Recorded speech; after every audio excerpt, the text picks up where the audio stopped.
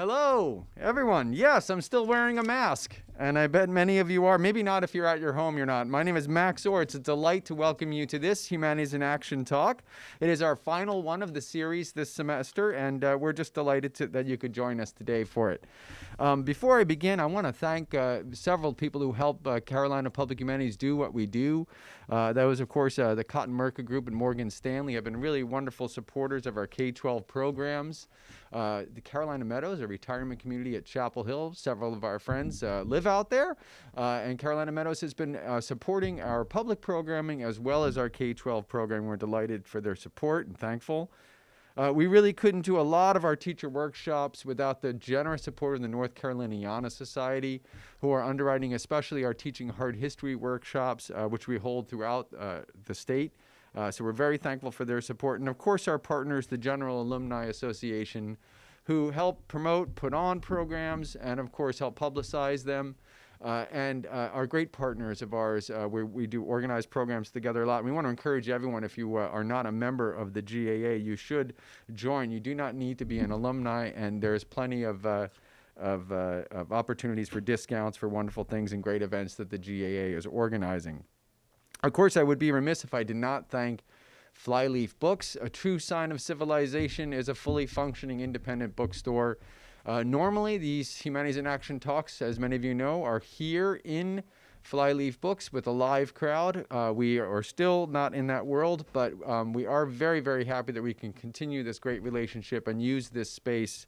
We encourage you to come down to Flyleaf Books and check out the wonderful offerings that they have. And certainly, we hope we'll be back here live soon enough. I want to thank all the staff at Carolina Public Humanities. I'll explain a little bit about who we are in just a moment, but I want to thank everyone at Carolina Public Humanities, especially right in front of me here, Paul Bonici, who is behind the scenes. Although he is wearing a Jets hat, we still want to thank him for all of his excellent hard work behind the scenes. Vicki Breeden is back at the mothership, monitoring the today's event. And of course, Brian Ensminger, our registrar, helped you get into today's event. And of course, all of Carolina Public Humanities staff is doing such great work. I should explain what kind of work that is. We, of course, have these public-facing programs, and I'll announce a few of our upcoming spring events in just a moment.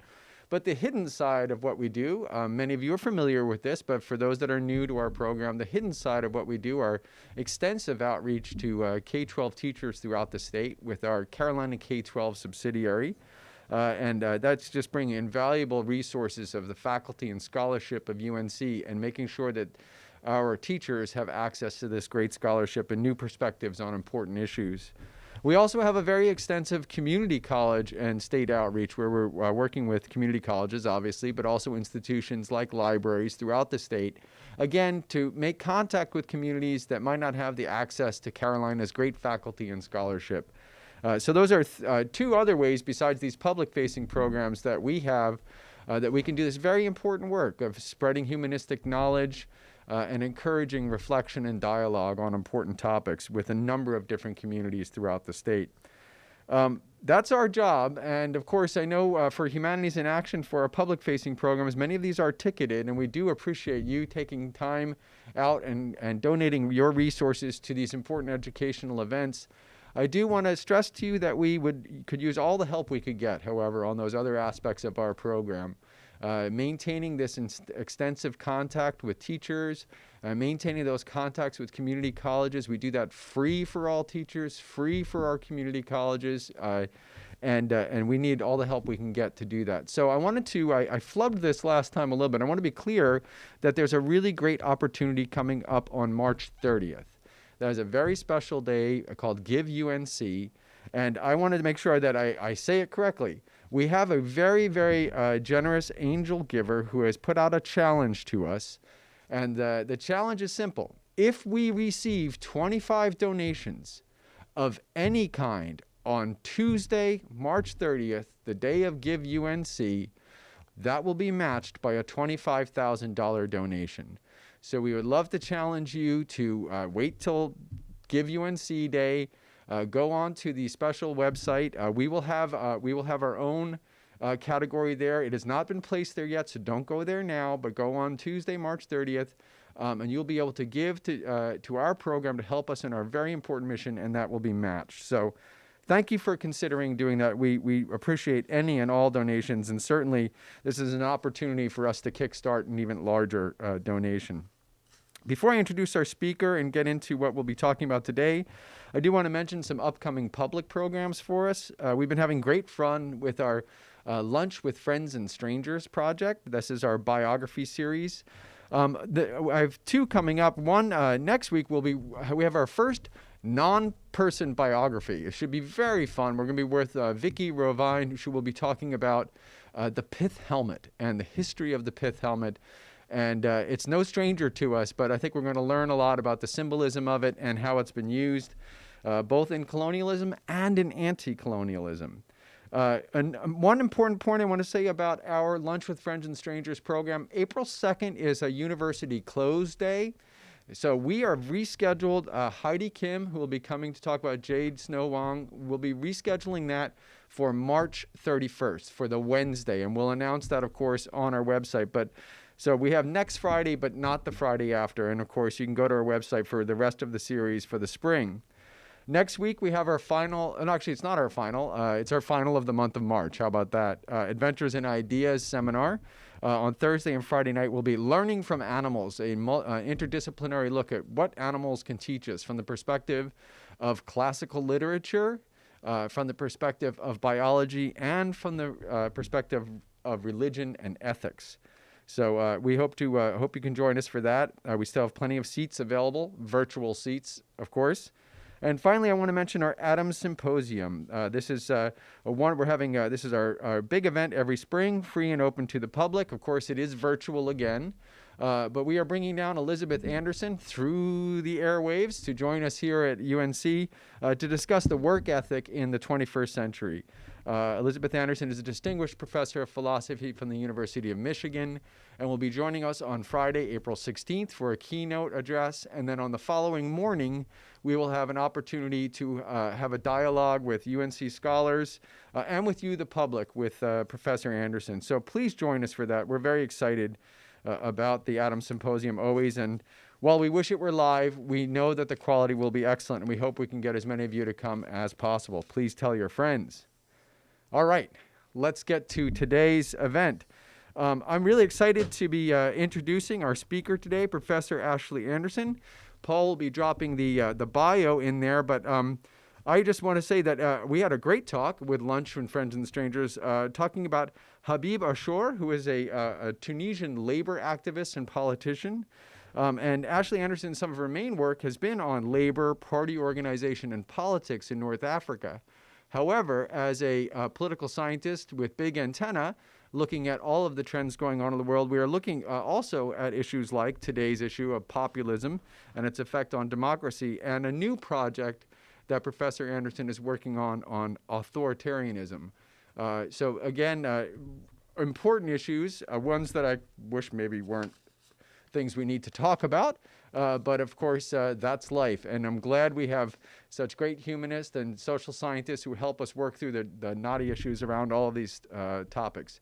So without further ado, and before I keep speaking into this mask, let us introduce our speaker, Professor Ashley Anderson. Take it away. Thank you for that wonderful introduction.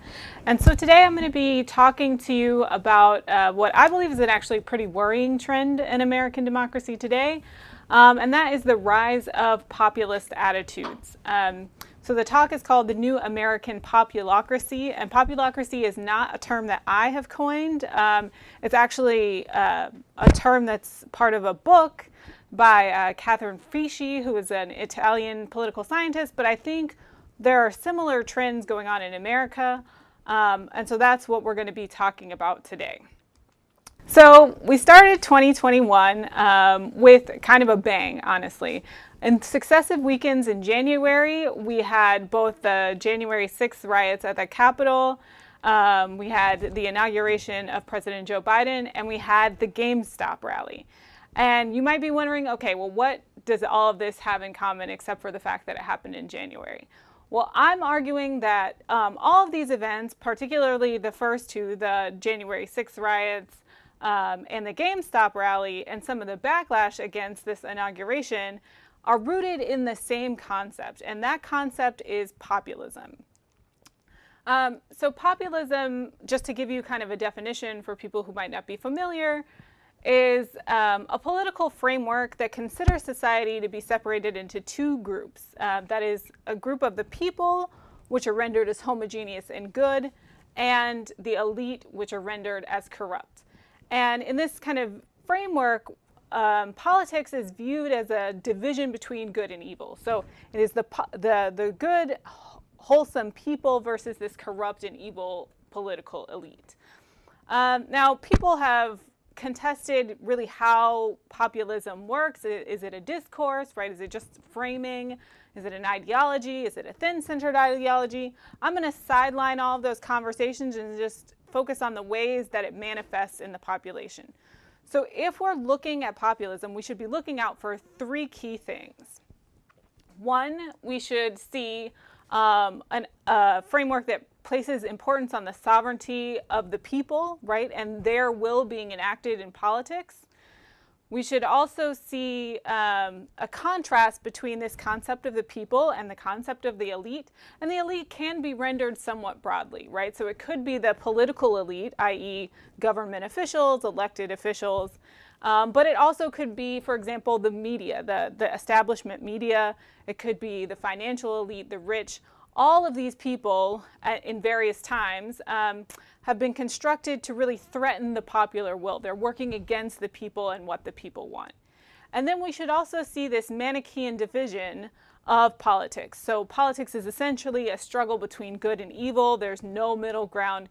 Either you're a part of the good people or you're a part of the corrupt elite. And just to kind of give more clarity around the term, we need to contrast this with some concepts that you might be familiar with, but are very distinct from populism. So elitism is honestly the mirror image of populism. So elitism shares with populism that it is a framework which separates the world into the people and the elite, but of course with elitism, the elite are the good people, and the people are the ones that are corrupt or tyrannical in some way. There's also pluralism, which is something that generally is championed in the United States. We think of our democracy as kind of built on this pluralistic concept. And the difference between this and populism is that whereas populism conceives of the people as homogeneous, pluralism believes that they are kind of variate, right? So that there are tons of different people with different perspectives, and what pluralism allows us to do is coexist together. Populism does not provide that type of peaceful coexistence because the people are one. They're one single body. And what we've seen actually populism kind of rise around the world. It's not a new trend, right? It might be having a renaissance in America, but actually populism has been around for quite some time and has risen in other places in the world long before it came to the United States. So the populist trend in Europe was kind of the first to really take hold in the modern age. And what we've seen is the rise of populist parties, i.e. parties that frame politics in this way and have these political ideologies throughout Europe. So you may have heard of Marine Le Pen in France. You have a populist leader, Viktor Orban in Hungary. There are populist leaders that are gaining power in Poland and Italy. There's Nehru Modi in India, President Bolsonaro in Brazil. Like kind of all over the world, we're seeing this rise of populist leaders. And even in America, we've seen this for quite some time. The first populist group that really has been recorded historically are the Know Nothings in the 1980s, or sorry, the 1980s, Lord, the 1800s. But we also have had the Populist Party in 1892, which was a classic leftist populist group. There was Williams Jennings Bryan. So if you remember your AP US history, you will have covered that extensively. George Wallace, so that's probably the first populist that you guys actually remember in your lifetimes. Popular governor from Alabama. There's the Tea Party movement, which is obviously pretty recent. And then perhaps in most recent memory before now, Occupy Wall Street, when people were saying, oh, you know what, Wall Street are the traditional elites in New York, and we need to take back money and politics for the people. Now today, our contemporary manifestations of populism in the US largely center around two main figures. On the right, we have Donald Trump, and on the left, we have Bernie Sanders as kind of classic incarnations of populism. And they represent two different types of populism that I'll be talking about right now. Like I said, on the right-wing populism is based around a certain set of ideologies. Usually here, the people are conceived of it as the majority. And this kind of political framework revolves around this concept of nativism, which means that, oh, people like me, people like my group should be getting all the benefits of the country. Everyone else are outsiders and they should be removed from at least achieving the benefits that we want for ourselves. They also tend to have authoritarian value orientation, and that's really a focus on law and order, on security, on the ability to have strong leaders. And they also, in alignment with just regular right ideology, have conservative political and economic views. And if you want to kind of think of another figure besides Donald Trump that embodies this, Marine Le Pen in France is a really good kind of right-wing populist. On the other hand, on the left, we have left-wing populism, and this kind of fits in more with that a-push populism that you might have heard of when people were trying to, change to silver to give to farmers. It's really a class-based populism that focuses around economic issues like redistribution, possibly social justice, economic democracy, and class struggle. And a global leader that could come to mind is Evo Morales in Bolivia. This person who was an indigenous Bolivian and who wanted to reclaim oil fields and give the revenues kind of back to indigenous Bolivians. So even though these are mainly incarnated in Bernie Sanders and in Donald Trump, we are actually seeing the rise of what might be populist leaders, at the very least political outsiders in contemporary American politics. So since the 1980s, the number of people who pitch themselves as political outsiders, people without experience in politics, has actually risen over time. This is data from primaries gathered by Sarah Truell and Rachel Porter, who are also in the UNC Political Science Department. And what we can see is that the blue line, the blue line shows Democratic candidates running in primaries. The red line shows Republican candidates running in primaries. And what we can see is the number overall of inexperienced candidates has been rising over time, and particularly so in the Republican Party. So we are seeing kind of this preference for people who are not associated with the establishment, who are not associated with the elite. And that's not just on the leadership level, right? That is also in the mass attitudes. So if we look at survey data from just regular Americans, we see that there is actually a growing preference for political outsiders among voters.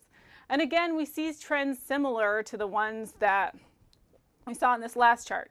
Democrats in general want candidates with experience, but a growing number of them are willing to accept candidates without experience. However, Republicans and independents in particular are very fine. I actually prefer candidates without political experience. They seem to be much more anti-establishment, anti-elite. And overall, we're seeing a growing trend in that. Another thing that kind of shows that populism is existing today is this idea that the ordinary people could do better than the people that we have in office. So data from the Pew Research Center has shown that, you ask the question, compared with elected officials, do you think an ordinary person would do a better job or a worse job? And actually 55% think that an ordinary person, just kind of someone off the street, would do a better job than their elected officials. And that's a really big number, right? It's showing kind of that preference for popular sovereignty, that people need to be the ones who are making decisions for themselves. There's also a bit of a tension between, obviously, popular sovereignty and what elites should be doing in politics. So there is a general perception that not only can elites not do a good job, but that they don't care about the regular human, right? They don't care about the ordinary citizen. And again, this has been shown over time, but we can see the increase in the trend, right? in about in the late 90s, about 50% of people would say, oh, politicians don't care about people like me. And now that number is trending up towards the 70s, right? So tons of people are becoming disenchanted with elites and their ability to really enforce the popular will. And there is also a tension between who the elites are serving, right? People in America no longer think that our elected representatives are representing us, the people, but rather that they are being driven by these kind of big, shadowy interests, whether those are lobbying groups, whether those are rich elites. We can see that there is a huge decline. Of course, this wavers over time. But there has been a marked decline in the number of people who say that the government is run for the benefit of the people versus being run by a few big interests, right? Being run by this kind of possibly corrupt elite. And kind of going back to this idea that this isn't just a tension between elites and the people, but rather it is a Manichaean division between the elites and the people, i.e. the people are good and elites are bad. We have data that shows that people are kind of associating elected officials and associating elites with negative qualities while they associate ordinary people with positive qualities. So a question was asked in the Pew Research Center survey, how would you evaluate an elected official compared to a typical American on various qualities? And what we see is that people believe that typical Americans are both more patriotic and more honest than elected officials, while elected officials appear to be more selfish to the average American who's being surveyed. So again, we're seeing sort of that moral quality come in, right? This is not just, oh, this is one group, this is another group, but it's really an us versus them that takes on a moral element. These are us good people, and these are those bad elites. And then finally, we see that this kind of broadens out to politics in general, how we're willing to talk about politics. We can look at different kind of red lines or no-go areas in politics. Citizens were asked kind of, what do they not want to see in their political debates? What is not acceptable versus what is acceptable? And as we can see, if you look down to that fifth bar, you can see that more people are willing to have their opponents say that a person that's not from their party is evil, that their positions are evil. More people are willing to accept that than they are willing to accept other things that we might think are distasteful in politics. For example, speaking negatively about an opponent's appearance or saying that their opponent is stupid. So it's better to say that your opponent is evil, right? To render them as this bad, moral, or corrupt character, than to say, oh, you know what, I'm going to mislead you about my opponent's record, or I'm going to say that my opponent is uneducated on the issues. So this kind of checks all the boxes for populism, right? We can clearly see that there is a importance being placed on the sovereignty and will of the general people, and that those people are kind of being imbued with positive moral qualities. We can also see that those people are being starkly contrasted with an elite that don't have those good qualities, right? That are selfish, that are not patriotic, that are not honest. And we can see this Manichaean division, right? This huge separation between the people and the elite that is rendered as a struggle between good and evil. And that generally kind of broadens out to a construction of politics that's imbued with a moral quality that, you know, people who don't think like me, people who don't have the same political views as me are evil. Now, how does this pose a problem for American democracy? Well, I would say it does so in several different ways. The first is that we tend to see among populist leaders executive overreach, and I'll talk a little bit more about that in a second. But it's just basically people who are already leaders tend to overextend their power in order to maintain it over the long term, even against the people's will. We also have seen a loss of faith in democratic institutions by ordinary Americans when they have more populist attitudes. One of the problems with populism is that it tends to be anti-establishment. So if your kind of democracy rests on this system that has been in place for a long time, these politicians that continue to win, then you're going to lose faith in that as you lose faith in the establishment.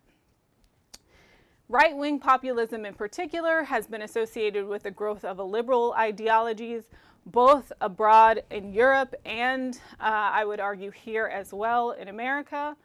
And then finally, a particular problem with left-wing populism and possibly populism as a whole is that when populists don't succeed, that can often demobilize people with populist attitudes and get them to be apathetic in terms of their political participation. They don't vote, they don't volunteer, they just kind of leave the political system altogether, which we might think would be good, but the fewer people that turn out, the less legitimate your democracy looks. So what's the issue with executive overreach? So this is not research that I've done, but Yasha Munk and Jordan Kyle have done research on populist governments writ large, not just populist governments in the United States, but across the globe. And what they found is that populist governments tend to overstep their executive power quite a bit.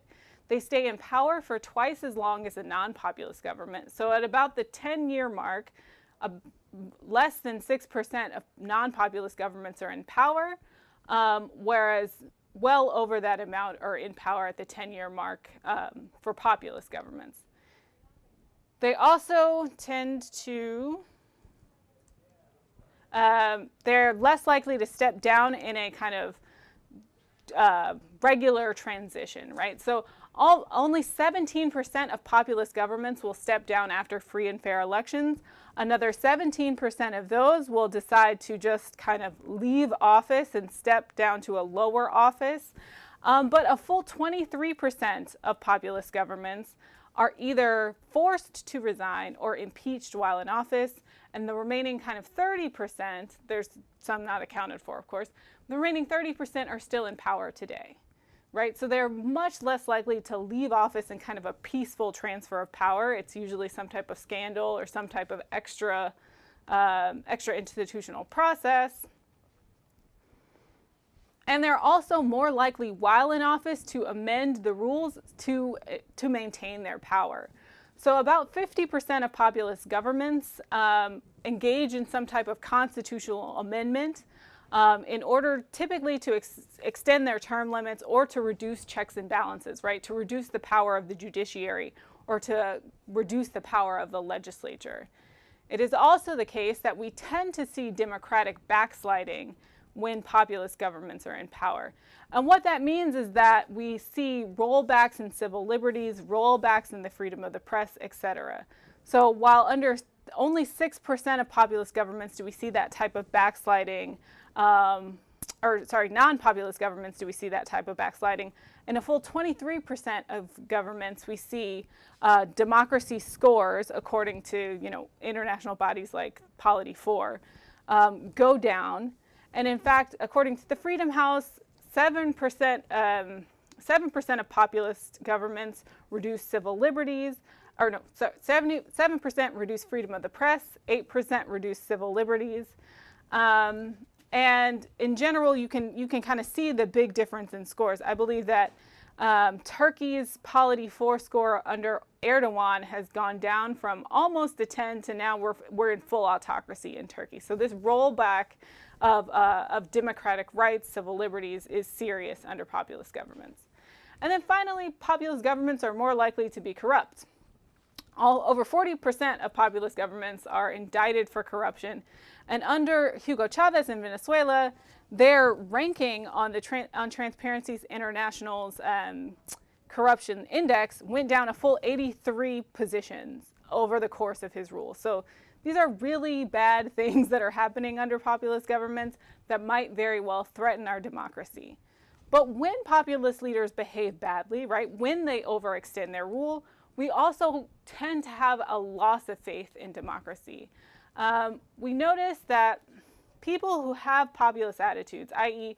people who believe that the government is not being run for the benefit of the people, tend to also not trust the government. As you can see here, there's a clear correlation between believing that the government is run for the benefit of the people and trust, and the opposite holds if we just kind of flip that around, right? So when you believe that the government is being run by a few elites, you tend not to trust in the government. You kind of discredit the government. More worryingly, if we compare people who believe that elected officials do care about people like them and elected officials don't care about people like them, they have much lower evaluations of their satisfaction with democracy. So in the United States, people who don't believe that the government cares about them are only 45% likely to say that they actually are satisfied with democracy. But they're 65% likely to do so when they believe that elected officials care about them. So that's a big difference, right? It's a 20 percentage point difference between whether you are satisfied with democracy or not. And that persists, these significant differences persist across different cases, right? We can see in all of these cases here, and there are a lot more if you actually go to the Pew Research Center survey, in all of these cases that they look at, people who believe that elected officials care about them tend to be more likely to support democracy, whereas if you have the kind of populist idea that's anti-elite, these people don't care, you're going to be opposed. Now, right-wing populism in particular presents some threats that I think we should be very concerned about. One of those threats is that right-wing populism has recently been associated with this concept of nativism. And I talked to you about that a little bit earlier. This idea that, yes, we care about the people, but the people is very narrowly defined as people like me or people like the majority. And so when we have these nativist views, what we see is that populism tends to be associated with things like anti-immigration stances, racism, etc. And we've seen this throughout the United States, right? Most of the right-wing populist groups that have been in power in the United States had some opposition towards extending the franchise or extending rights to others. The Know-Nothings opposed both immigrants and Catholics, usually Irish immigrants, in the 1800s. Father Coughlin, who was a pretty big populist figure, was known for his anti-Semitic commentary and actually thrown off the radio for his anti-Semitic remarks. George Wallace, obviously if you know anything about George Wallace, he opposed integration of Black Americans and actually was the one who had the National Guard sent in to remove Black Americans from the University of Alabama. The Tea Party was kind of famous for opposing LGBTQ+ rights. And Donald Trump, when he was running, took several anti-immigrant stances, particularly around, well, immigrants from Latin American countries, immigrants from what he called shithole countries, kind of all of this oppositional, very nativist stance. And we see that, right? We see that if we look at people who voted for Donald Trump, we can see that they tended to have nativist attitudes. Depending on where you are in the political spectrum, this changes. But for those people who had identified themselves before voting for Trump as leaning Democrat, all the way up through strong Republicans, were more likely to have racist sentiments if they voted for Donald Trump, right? Racist resentment was significantly associated with the vote for Donald Trump. And for at least one population, those people that are kind of in the middle here, either leaning Republican or independent, anti-immigrant views also significantly contributed to your vote for Donald Trump. So if you held these anti-immigrant views, you were much more likely to vote for Donald Trump. So we can see this kind of confluence of populism and nativism. You're voting for a populist candidate in part because you have these nativist views. It is also the case that right-wing populism tends to be associated with another kind of pernicious trait, which is authoritarianism. And this isn't actually exclusive to right-wing populism. One of the kind of contested features of populism is that even though they believe in the sovereignty of the people, they also believe in the personalization of power. That there might be one single leader who is willing to speak for the people, usually a political outsider, and that person is going to faithfully put into effect the will of the people and should not have any limitations to their ability to do so. And this is where we get towards authoritarianism, right? People who believe in law and order, but people who also believe that there shouldn't be any restrictions or checks and balances on power. And we can see that as well. If we measure authoritarian values, usually it's a battery of questions. relating to whether you want obedience as a feature of your children, whether you care about law and order, etc., we can see that Trump voters were much more likely to have these authoritarian views. So your likelihood of voting for Trump is on the y-axis. The level of authoritarianism you display is on the x-axis. And as authoritarianism rises, you can see that that vote for Trump increases markedly. Also, the vote for Republicans in the House increases, but not as much as the vote for, obviously, populists in general. And so when we have these three things come together, right, we have populism, we have authoritarianism, we have nativism, what we get is a situation like the January 6th riots, right?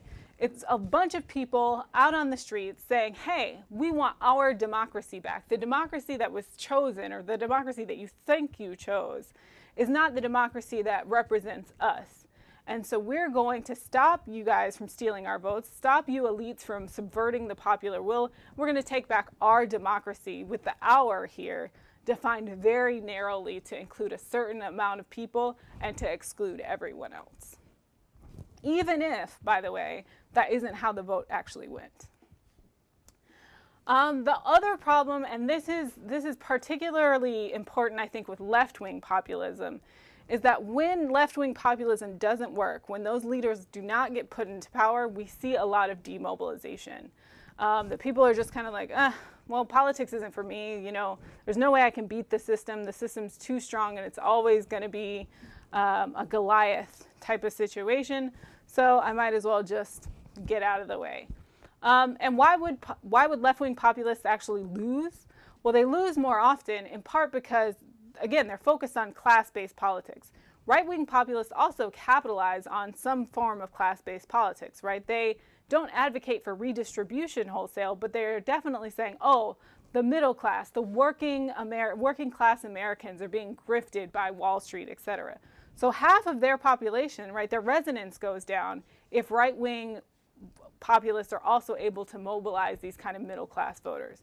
And so we've seen left-wing populists like Bernie Sanders, right, gain some ground, but eventually not be able to make it to the final show, right? Didn't become our Democratic candidate in 2016 nor in 2020. And what we actually saw is that his ability to mobilize people went down quite markedly from 2016 to 2020 in a number of states. So in New Hampshire, in Nevada, South Carolina, Alabama, all of these big, Texas, really big states, he did really well in 2016 among the category of young voters. Much less well in 2020, presumably because these people dropped out of the political system. They just didn't want to play anymore and didn't vote as much. So he wasn't able to mobilize the same type of steam the second time around. And the problem with demobilization, again, you might think, okay, great, if we get these populists out of the way, then we don't have to worry about our populism problem. But then we get into a legitimacy problem. Democracy rests on the fact that this is, in fact, the people's will. And if only 10% of people are voting, then we have a problem of representation, where can your president really say he speaks for the people if 10% of you voted for him? Probably not. So that will kind of undermine the credibility of our institutions, undermine the credibility of our elected representatives, and it creates a big problem for United States democracy. So what are my final thoughts? Like, I've painted you this very harrowing picture, and honestly, I don't have too much cheery stuff to say. So one of the things I think we need to do as American political scientists is to really learn more about populism. Most of the things that we know today about populism come from the rise in populism in Europe. Yet European dynamics are very different from ours. While we do have an immigration issue, and it's very salient in the United States, I think immigration issues are much more salient in Europe, perhaps, than they are here. And here we actually have a very native race issue that tends not to be present in a lot of UK countries that have much more homogeneous populations. So imputing kind of these attitudes from populism to the United States context, or populism in Europe to the United States context, might not be appropriate. So we need to really study, okay, how would we measure populism here? What does it look like? How does it manifest itself? And where is it more successful? Are right-wing populists more successful and able to frame their message better than left-wing populists? What should we do about that? And what are the dangers of both of these groups? And we need to do that both at the elite level, which has been done, kind of focusing on these figures like Donald Trump and Bernie Sanders, but also at the mass level. We need to look at, well, is populism here to stay? Is this an actual thing that people are demanding from elites? Or is it just kind of people absorbing elite messages? On the issue of kind of left-wing populism, I think we actually could curb some left-wing populism by focusing our efforts on narrowing the gap, the actual, like, tangible gap between people and elites, right? We are a society with massive wealth inequality, and so that kind of creates a natural animus between your working class person who, you know, works 55 hours a week in some type of factory or some type of like normal retail job, and then Jeff Bezos, who I'm not sure has worked a day in his life since, I don't know, 1999, whenever Amazon came onto the scene. So we need to focus, I think, to satisfy some of their demands on redistribution, on narrowing that gap, on raising the quality of living for the average American, so there's not so much animus between this quote-unquote people and this elite that have such vastly different lives and experience the world in such vastly different ways. We also should work on strengthening our institutions. So we might not be able to prevent populists from coming into power, but we should be able to create these kind of bulwarks against them extending their executive power and engaging in this type of executive or incumbent overreach. So whether that means that we, you know, create a more difficult process to amend our Constitution, we create independent bodies that are harder to break down, we need to make sure that populist leaders, should they come to power, are reasonably constrained so that they can't erode our democratic institutions as much as they have in the past. And then finally, my least kind of auspicious prediction is that right-wing populism, I think, is going to be a problem that's going to be a little bit more thorny to deal with. The reason being because they have such a narrow definition of the people, right? So any work on racial reconciliation, any work on kind of enfranchising the whole or promoting pluralist democracy is going to be against this type of right-wing populism. And so I'm not really sure how we can reconcile a movement which wishes to kind of close the circle or limit the definition of what the people are, and this counter movement which wants to liberalize the polity, which wants to include all people and protect minority rights. Either way, populism, I imagine, like a lot of people think it's going to go away with Donald Trump. He's clearly not been talking or tweeting as much, but I don't think that this is an attitude that exists just among elites. It exists at the mass level. Right now, I think we need to study that mass level so we can make sure that the next populist who comes up doesn't do as much damage to our democracy. Thank you for that, Dr. Anderson. That was fascinating, and you know, it is worrying and all too familiar, I think, for a lot of us watching what we've seen in American and international politics. We have questions coming up. I want to remind folks to use the question and answer button at the bottom, and I want to start with it's a comment from Tricia Topping, but then a question. So I'll put the two together. The comment was, "I believe we should not use the terms nativism and racism interchangeably regarding immigration." And then so you can comment on that. But the question was, would you agree that populism can be framed within a psychological behavior approach in terms of actions? These actions can be classified as active grassroots, anarchists, radical progressives, or extreme socialists. So first on the question of nativism and racism and what the difference is there, especially regarding immigration, and then something about the psychological approach to political action. Well, I do think that these concepts are particularly distinct in the European context. So nativism is kind of a term that has been used to describe European populist governments and populist parties. And that is more focused on the idea of the nation, right? As, you know, we're all Italians, we're all Polish, versus immigrants who are coming in from, you know, North Africa, et cetera. We have some of that here. Obviously, we have, like I said, immigration into the United States, and there is some type of us versus them in terms of U.S. citizens versus immigrants.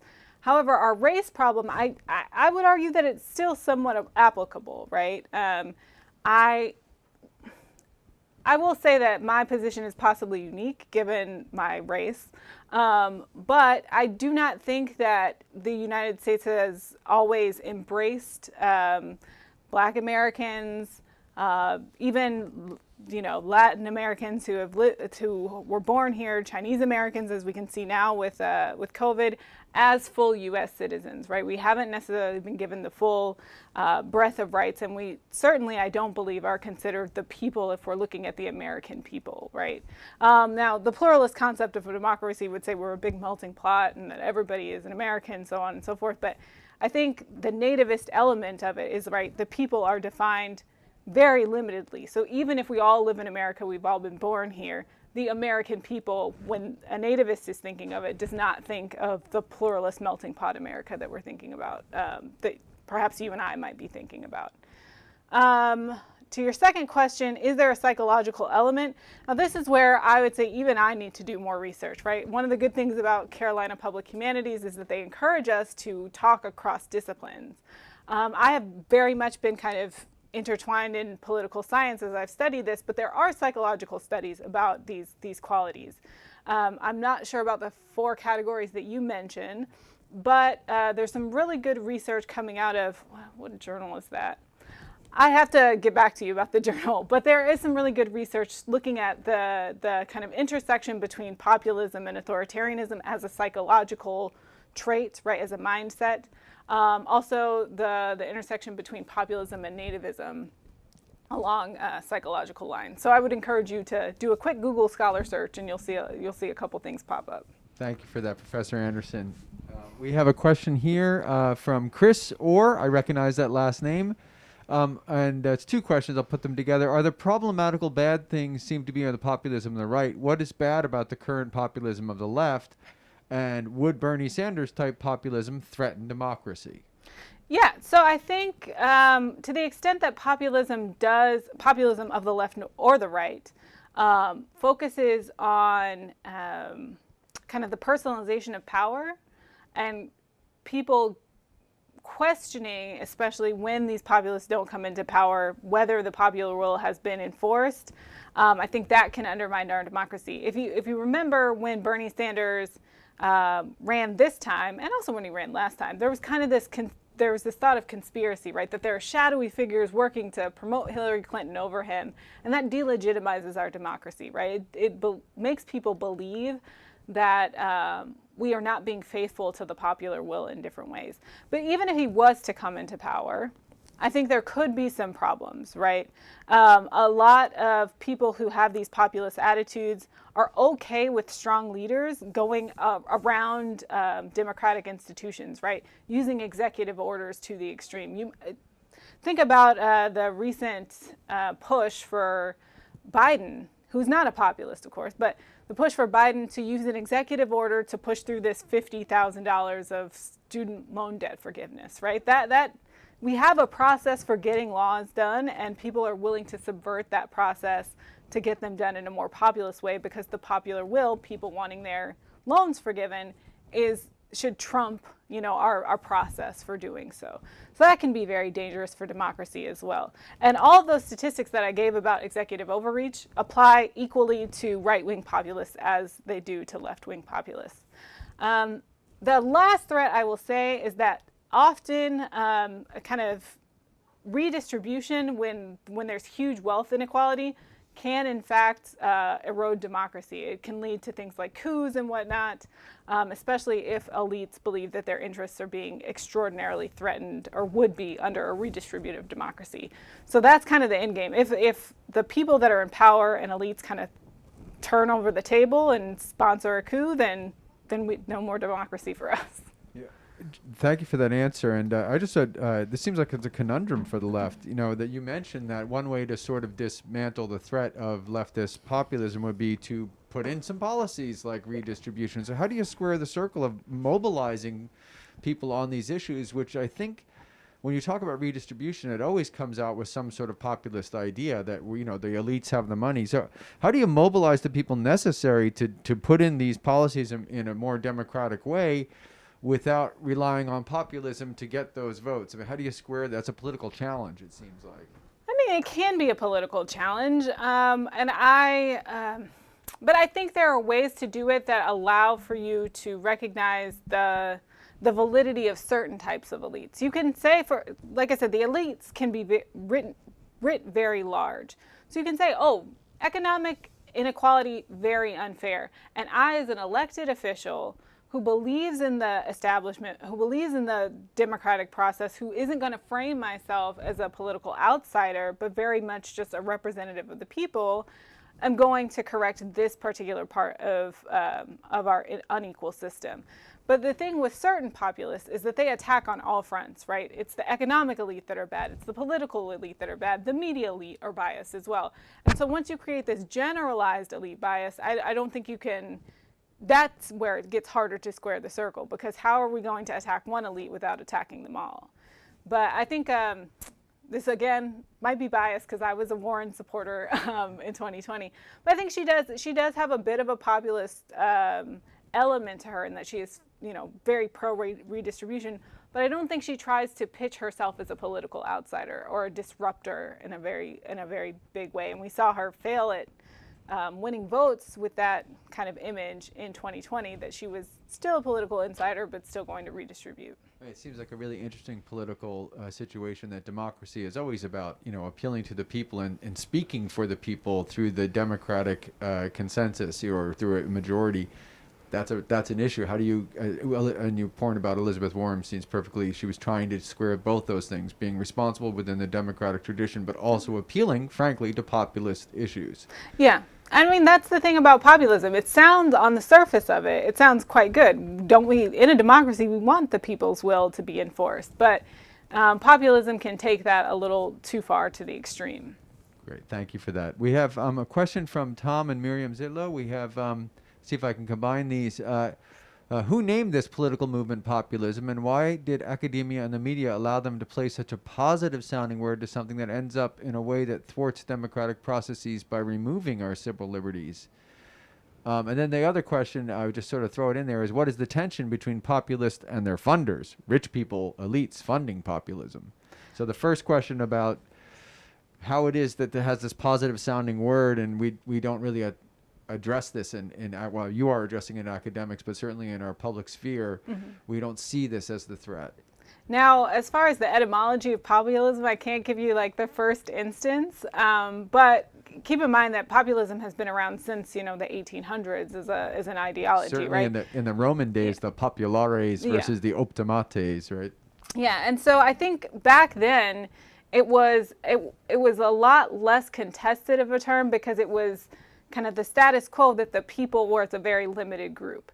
Now that we are embracing pluralism and we are embracing liberal ideologies, which expands our definition of the people, populism, which has a contested relationship with who the people are, right, becomes much more problematic. As you can tell, what I've said in this talk is that part of the tension between what makes populism so susceptible to things like authoritarianism and nativism is this idea that power needs to be personalized. So if we're going to have a leader, it needs to be that one leader who speaks for the populace and will do whatever it takes to enforce our popular will.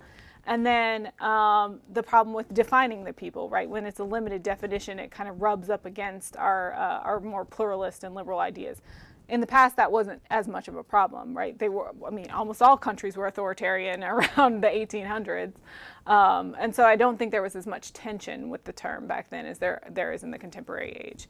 Can you remind me of the other one was about question? elites and the elites' relationship with populist movements. I think of astroturfing, this idea of how, funding of populist movements. What is the relationship between elites and populists? So interestingly enough, I think in America today, one of the things that you'll notice is, at least on the Democratic side, a lot more people are kind of emphasizing that they're not getting funding from big PACs, right? That they're only taking their funding from individual donors and, the people who do this, you can sponsor them on Act Blue. And so I think there is a move away, at least from the left, from the conflation between, we have these elites funding our populist programs. Now on the right, I think it's much more interesting, right? Because they seem to have both a much more narrow definition of what the people are and a possibly narrow or very idiosyncrasis vision of what the elite are as well. Because Donald Trump is an economic elite. There's no two ways around that. But populism also, and this is a part that I didn't get into, there is an attitudinal element of populism, this idea that these populist leaders have an authenticity that other people can't lay claim to. And I think one of the things that made Donald Trump particularly populist is that he was willing to speak in a way that resonated with the common people. He was not using the same language or behaviors as elites, and so he was not rendered as an elite, even though he is massively more wealthy than any regular person that I know. So I think that definitely helped him pitch himself as more of a populist, even though he is an economic elite. Not everybody can go to Mar-a-Lago, that's for sure. We have a question here, an anonymous attendee. Is the road trip by President Biden and Vice President Harris to promote the benefits, quote, to the American people in need, end quote, of the, quote, American Rescue Act, a good way to show that government can actually work for the good of the people? Well, that's a good question. Is it a good way? I assume it can't hurt, right? But I don't know that it's going to resonate, only because recently, if you know about politics, it's become much more polarized, right? And it seems as though once you've got that stain of establishment on you, it's very hard to scrub off. Now, Joe Biden, I think, does, so he can kind of lay claim to some of this authenticity. He's been in politics for a very long time, obviously, but he goes around with his dogs and he says words like malarkey, and he kind of has this common man sentiment, so that could do well for his image. Kamala Harris, I don't know. The thing is, she has just kind of been in this establishment position her entire career, right? She was a DA, she was a senator, and so I don't know that she can, at least for several Americans, lay claim to that kind of, I'm just a person of the people, since her life has been so removed from it. And she does have a proper way of speaking and a certain way of representing herself that doesn't really, honestly, I like Kamala Harris, but I don't know that I would look at her and say, I could get a beer with her, right? So, and that's the type of thing that populists are really looking for in their leaders, is somebody who feels ordinary, somebody who feels regular. Thank you for that. Lloyd Kramer, hello, Lloyd, asks, American nationalism has long stressed the idea of American exceptionalism, but the populist nationalism, which celebrates exceptionalism, seems to be closer to your account of transnational populism, nativist, authoritarian, anti-democratic. So does populist nationalism ironically destroy American exceptionalism? Would multiculturalism be the true exceptionalist nationalism? That was a lot of uses of the word nationalism and exceptionalism, so I'm trying to keep them all together. No, I think it is still quite exceptional, right?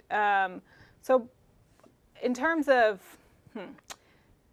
I'm not sure that I'm understanding the tension that you're placing between American exceptionalism and populist nationalism, because American exceptionalism, yes, elevates America above other countries, but not necessarily based on its, liberal values, or not necessarily based on its pluralistic components. Some people might say that's what makes us exceptional, but some people might also say, Americans, however they conceive it in their head, are better than those people over there. And to the extent that we believe that, Black Americans are essentially from over there just a really long time ago, or Latin Americans are from over there but just perhaps more recently or a really long time ago, then we can still be exceptional Americans. The America that we're talking about in parentheses is white majority America. And so there might not be that big of a tension between the two as I think you're conceiving, but maybe I'm understanding you wrong. Well, thank you for that. I know Lloyd Kramer is one of our experts on nationalism, so the word is going to appear in a few of those questions. Doug Anderson asks, allegedly, and if true, perhaps ironically, Governor Huey Long said in the 1930s that if fascism ever came to America, it would come under the guise of 100% Americanism. Is there an element of truth here? Possibly. And interesting enough, Huey Long was a populist, but it is very possible, right? I do think that in any place, really, nationalism can be used as a cover for a lot of different ideologies, right?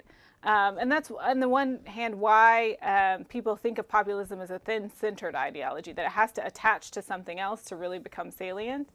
But I do think that this kind of call out to the American people definitely can fuel populism and fuel fascism, as if we're constructing fascism as kind of this overt authoritarianism, this executive overreach, etc. Because it allows for people to say, oh, we have to rally around this particular person, right? We have to rally around these set of decisions as Americans, and renders not doing so as unpatriotic and possibly a loss of identity. Right.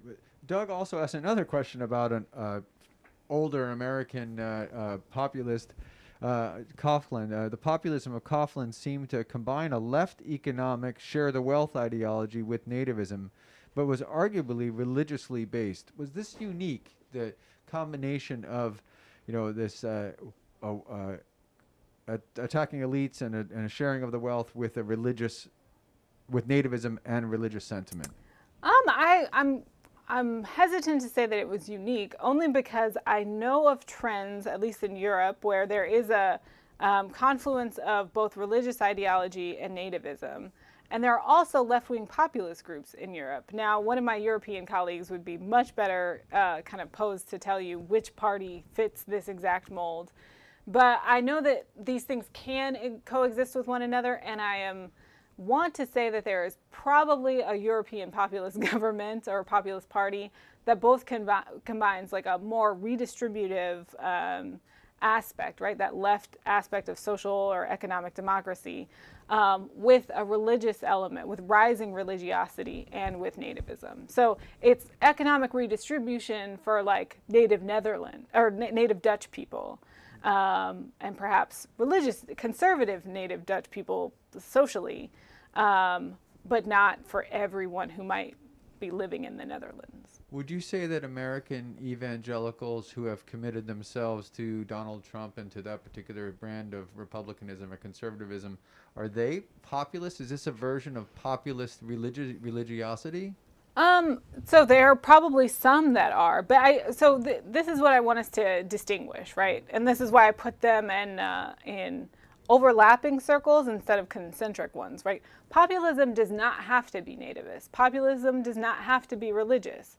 So it is possible that all of these things exist in one person. It is possible that American evangelicals, to the extent that they're supporting Donald Trump, not just because of his his alleged religious views, but rather because of his populist positions, because they do not believe in the current elite, like the political elite that are trying to liberalize religion and, put anti-Christian images on television. They're supporting him for that and the religious component, then that makes them populist. But if they're just saying, oh, you know what, I don't like the idea of abortion, and so I'm going to support Donald Trump because he says he's going to roll back Roe v. Wade, that is not a populist per se. I see. That's why the Venn diagrams are better for us to get the sense of the complexity of the human condition. Jerry Everhart asks, would you comment on the role of the media as an enabler of populism? Well, so the media actually has a very interesting relationship with populism.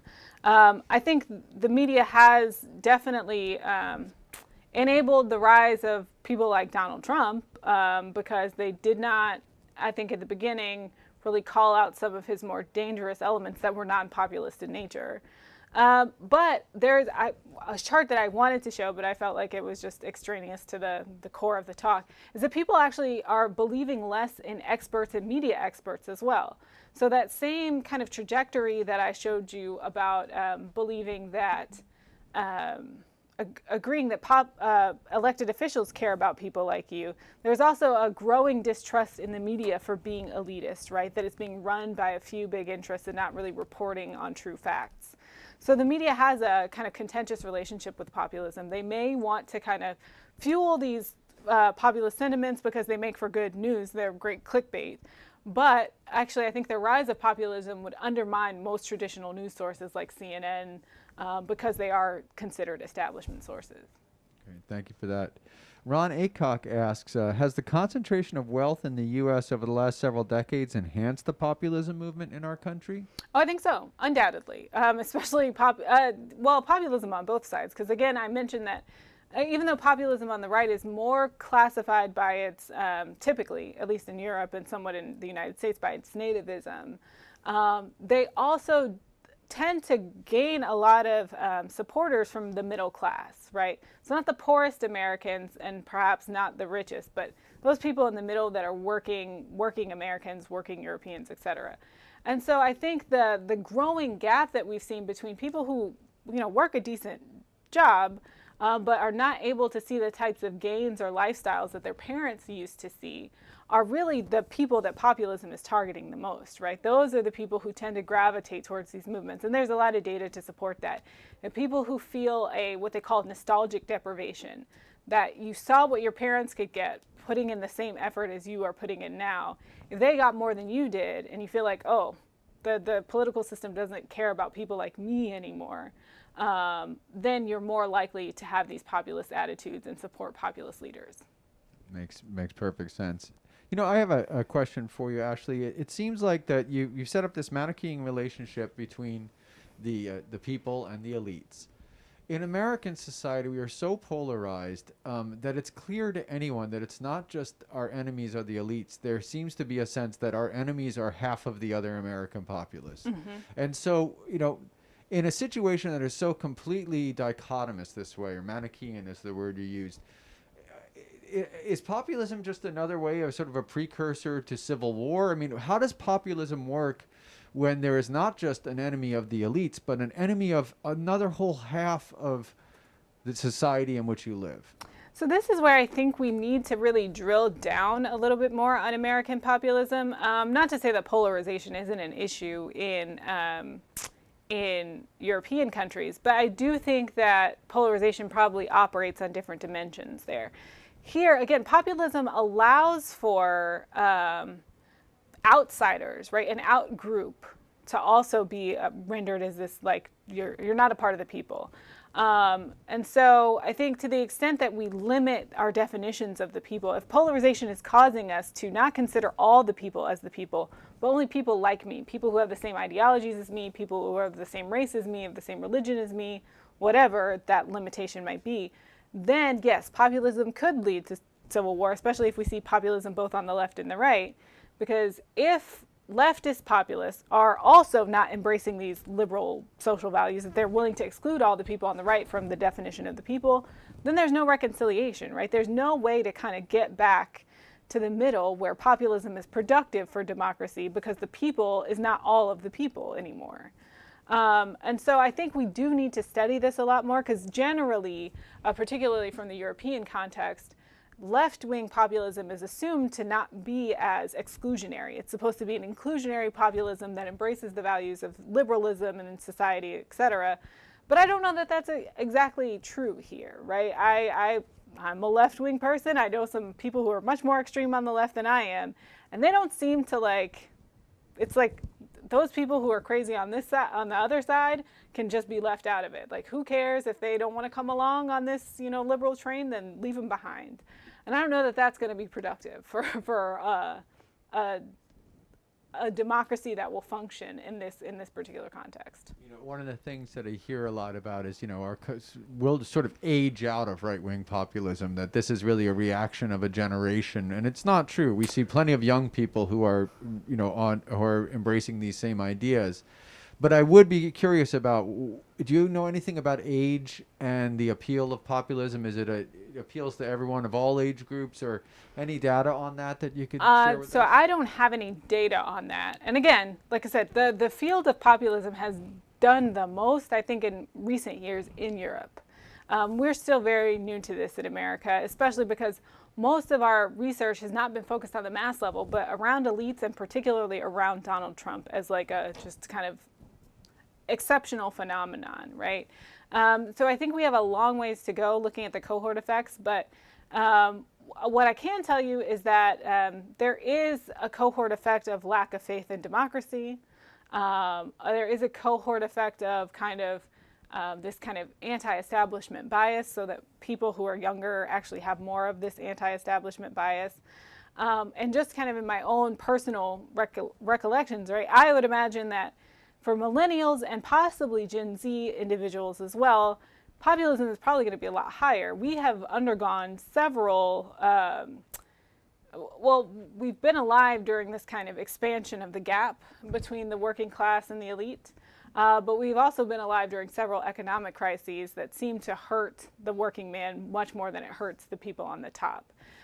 So I would imagine millennials would be very susceptible to populism. And what I know of Gen Z, they seem to be possibly more susceptible than us to all manner of radical ideologies. So I would say don't count populism out just yet. It's just Gen X is just perfectly positioned to be immune to populism, right? Funny enough, I don't know that many Gen Xers. My parents are baby boomers, so. Well, fancy. I will label myself as such. We have another question that's popped up, and let's see what we have here. And Trisha asks, do we need to revise and reclassify the 50s and 60s civil rights movement as populist? Oh, I wouldn't say that. I wouldn't say that it was populist. Largely because I don't recall of that movement a big. I wouldn't say it was populist. There was surely it's not left-wing populist. There wasn't enough focus, I think, on economic redistribution. Now there might have been subsets within that movement, so. I haven't given it much thought, but just kind of thinking, perhaps the Black Panther Party might have been considered populist in some way, right? This idea that, but the Rainbow Coalition, for sure, the Rainbow Coalition in the 1950s and 60s, that is, or the 60s and 70s, that is, would probably very much be considered populist in the sense that they were trying to get these groups of like farmers and black people and like just these kind of heterogeneous groups together who had been left behind by the current elite to get them to mobilize, to get government to redistribute, etc.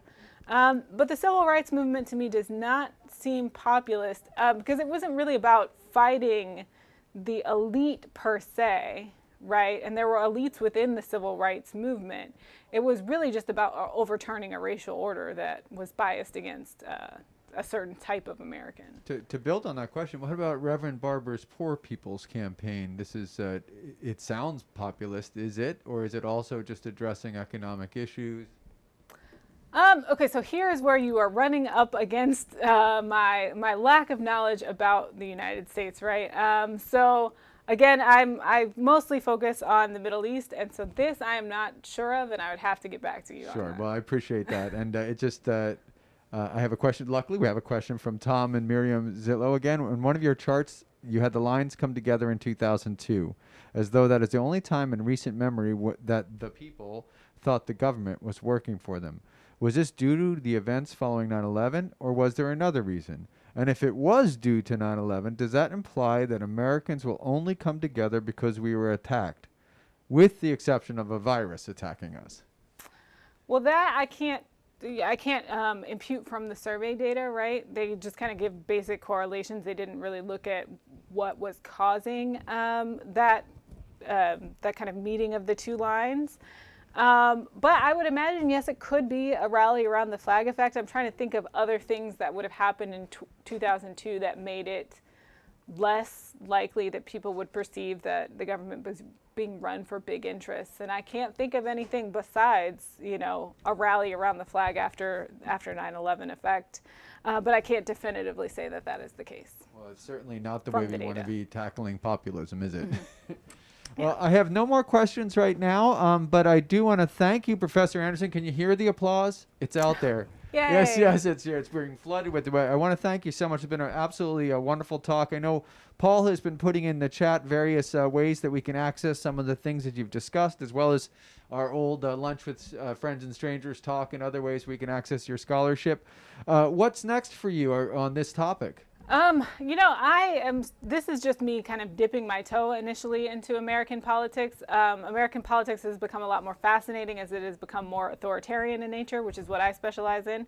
So I'm probably going to try to collaborate with some of my Americanist colleagues to learn more about the American context and see if there are efforts for collaboration. Here is where I think I have a certain level of expertise and they have another skill set that I'm not familiar with, and together we could probably come up with some really interesting research. Well, we're looking forward to it. And will you come back and share it with us at Carolina Public Humanities? Sure, be happy to. All right, well, thank you so much, Professor Anderson. And I'm going to go up and say one last word to our folks. So I'll have you come back and say one last goodbye. Ooh. Folks, I want to thank you for joining us today. I want you to remember that we have a wonderful Adventures and Ideas seminar coming up next week. What we can learn from animals.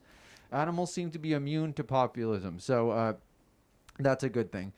We also, of course, have Lunch with Friends and Strangers, and I do want to remind you that the April 2nd event has been moved to March 31st. So please put that on your calendar. Remember the Atom Symposium coming up. And especially, folks, we appreciate if you remember on Tuesday, March 30th, to go to Give UNC and take advantage of that opportunity. If we get 25 donations on that day, we get $25,000 extra dollars from a very generous angel donor. One more time, we'll ask Ashley to come up and wave goodbye to everyone. I'll wave goodbye to you as well. Thank you for joining us. Ashley? Goodbye, everybody. Have a lovely Wednesday. That's right. All right. Thank you so much for joining us, folks. We'll see you. Technically we're here till 5, and a question just came up. Yeah. You know what? Shoot. Sarah, we're going to take your question. If the economy actually improves with the help from government funding, will populism possibly decrease? Well, there is evidence, not necessarily about populism, but that people are less likely to perceive government as ineffective or to have kind of grievances against government when the economy is doing well. But we still have kind of the problem that even when the economy is doing well, it's doing better for a certain set of the population, right? The elites. So I don't think that the economy doing well is going to completely eradicate populism, particularly if it still results in an unequal distribution of power or resources. So a little break in the clouds, Yeah. but perhaps not fully clear skies at that point. Yeah. Well, thank you again, and thank you, Sarah, for that question. We have no more questions at this point, so I believe that our afternoon is over. Thank you, Okay. Professor Anderson, so much for joining us. Thank you all for joining us Thank you as for well. having me. We'll see you next time. Bye-bye.